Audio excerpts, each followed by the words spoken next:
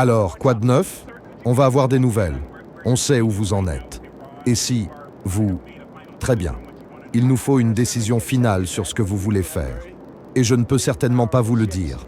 Mais comme vous le savez, nous avons de très gros et puissants navires qui se dirigent dans cette direction. Je ne peux pas vous le dire, mais j'espère qu'ils négocieront quelque chose d'acceptable. L'Arabie saoudite, c'est le cinéma américain en ce moment. Quelle est votre réaction? Certains pensent que si un accord négocié, satisfaisant et sans armes nucléaires était possible, ils devraient le faire. Mais je ne sais pas s'ils le feront. Ils nous parlent, et sérieusement. Qu'en pensez-vous? Oui, je l'ai fait. Je ne peux pas vraiment en parler. Eh bien, j'y suis allé avec Jeb Bush. Je lui ai dit « Oui, je pense que vous allez refuser. » Non, je l'ai présenté. C'est quelqu'un de bien. Et il a été très gentil avec moi ces 6 derniers mois. Je ne sais pas ce qui s'est passé, mais c'était très bien. On a passé un bon moment. J'aime bien votre candidat.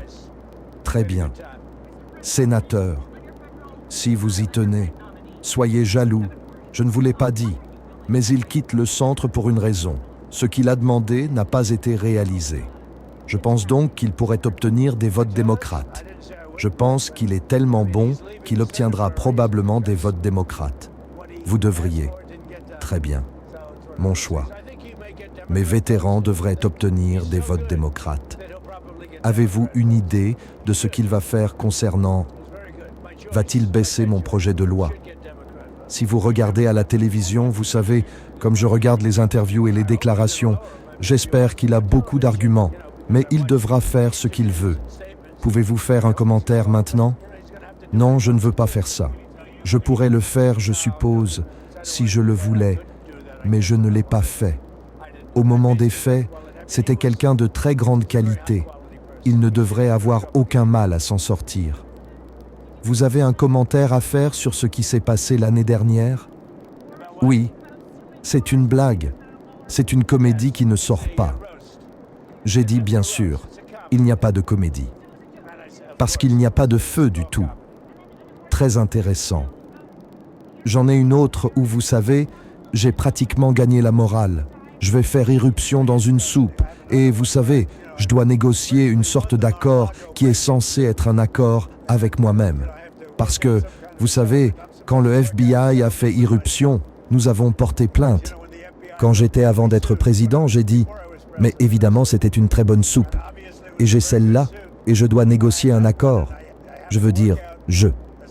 Eh bien, je pense que ce que nous allons faire, c'est faire quelque chose pour une œuvre de charité. Vous savez, nous pensons faire quelque chose pour une œuvre de charité, où je donnerai de l'argent à une œuvre de charité.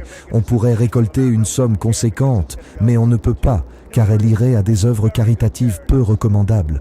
Vous ne verrez peut-être pas les autorités fédérales à ma place. Je ne suis pas tout à fait exact. Non, pas les. Je suis là pour. Voyez, je sais que je les ai laissés passer. J'ai dit que s'ils veulent de l'aide, vous savez, ils se plaignent toujours.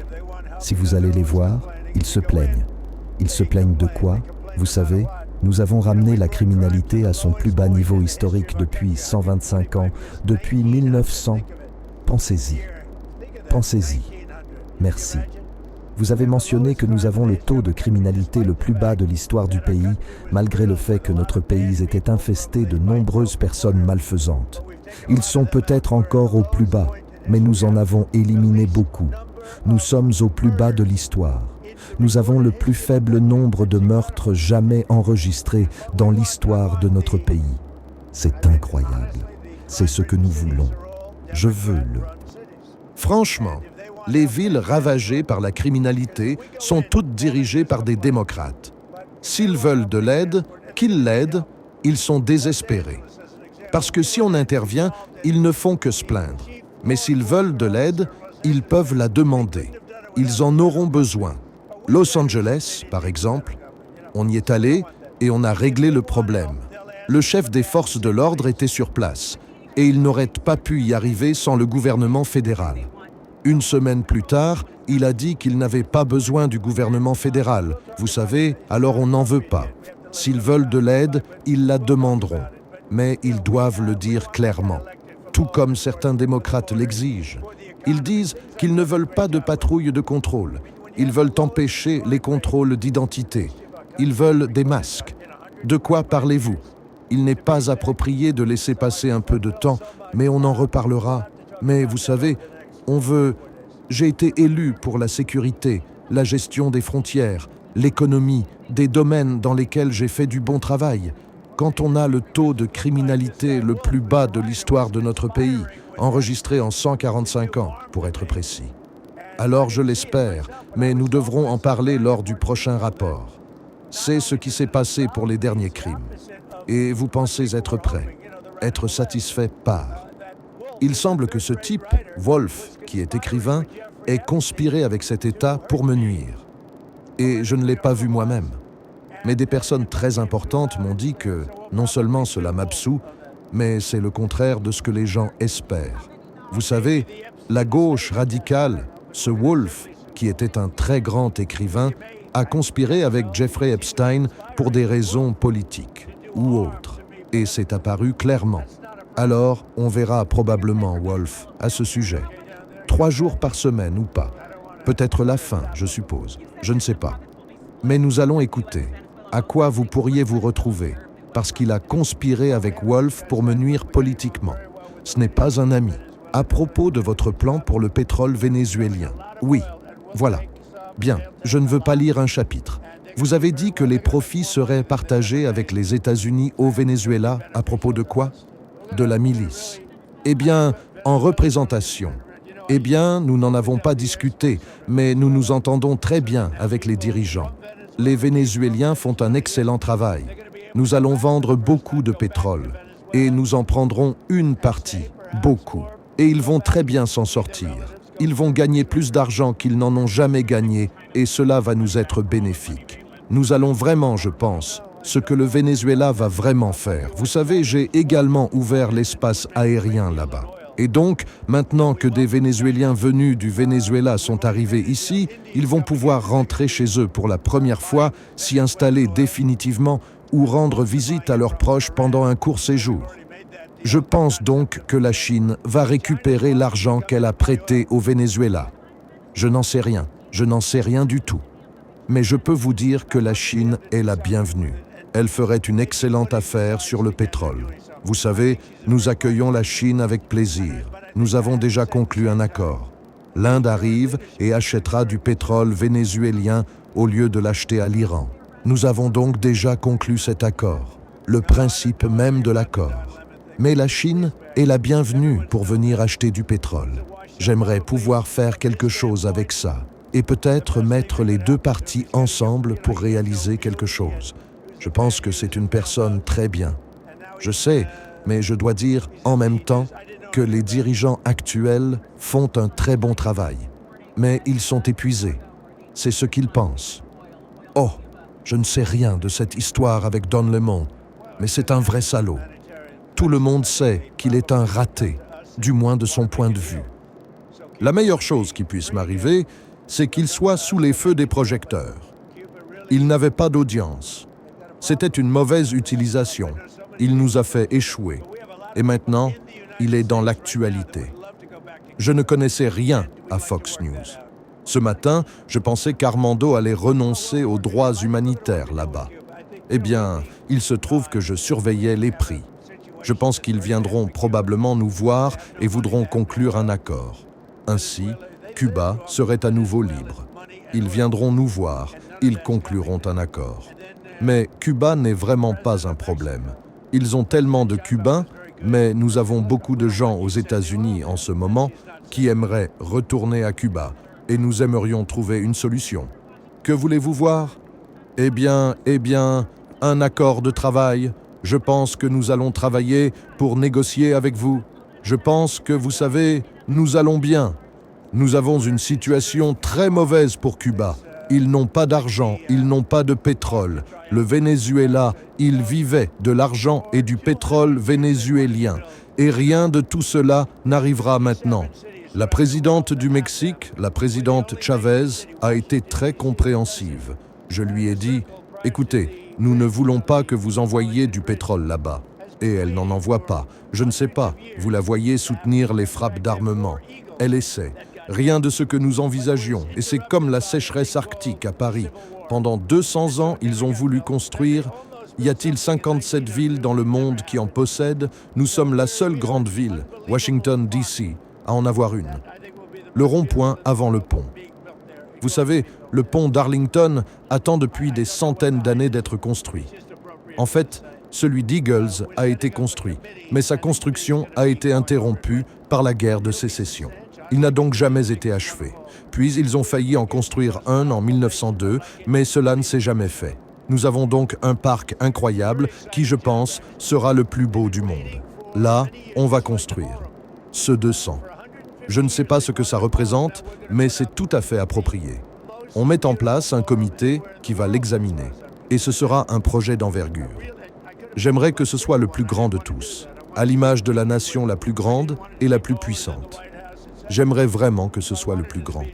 C'est un projet passionnant, en fait. Ils attendent ça depuis des années. Tout comme pour la salle de bal. Depuis 150 ans. Ils voulaient une salle de bal. Et on va construire la plus belle salle de bal du monde. Pour moi, c'est un vrai bijou. J'aurais pu en construire une bien plus grande.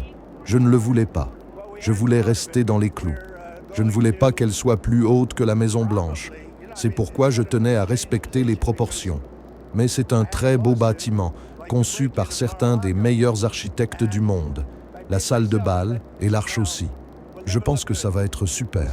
On est en train de mettre en place un comité pour les gens. Ils vont... Mais on n'y avait pas pensé. Mais on va probablement le faire. Vous savez, j'ai une situation un peu particulière parce que j'ai un patron qui aime bien tout chambouler. J'irai voir si je me suis mis dans une situation délicate, mais ça ne me mettra jamais en valeur. Et alors, j'ai ajouté d'autres personnes, beaucoup de personnes extérieures ont dit que c'était une excellente idée. Personne ne se soucie de savoir combien ça va à une bonne œuvre de charité. Alors, on se contente de donner beaucoup d'argent à des œuvres caritatives. Et je pense qu'on va faire quelque chose comme ça. On cherche à faire quelque chose comme ça. Non, je ne pense pas que ce soit l'un ou l'autre de ces deux dont je parle. La Société américaine du cancer, je pense que ce sont probablement des organisations caritatives établies. Là où nous en sommes pour vous, je dirais des organisations caritatives établies et respectées. Quel traitement, secrétaire nécessaire, et vous savez, nous avons... Mais ce que je dis, c'est que beaucoup de choses se passent en ce moment avec l'Iran. Nous avons une avance considérable dans cette direction et ils sont en pourparlers avec eux. Donc, beaucoup de choses pourraient se produire si un candidat ou quelque chose comme ça... Enfin, c'était dans l'avion. Vous parliez de l'avion. Oh, s'il conclut un accord avec la Chine, oui, nous prendrons des mesures très importantes car nous ne pouvons pas... Écoutez, j'entretiens d'excellentes relations avec la Chine, Monsieur le Président Xi, mais nous ne voulons pas que la Chine envahisse le Canada. Et s'il conclut l'accord qu'il cherche à conclure, la Chine envahira le Canada. Et la première chose qu'ils feront, et c'est assez choquant, Monsieur, l'armée ne peut pas s'emparer de ce pays, cependant. Qu'en pensez-vous?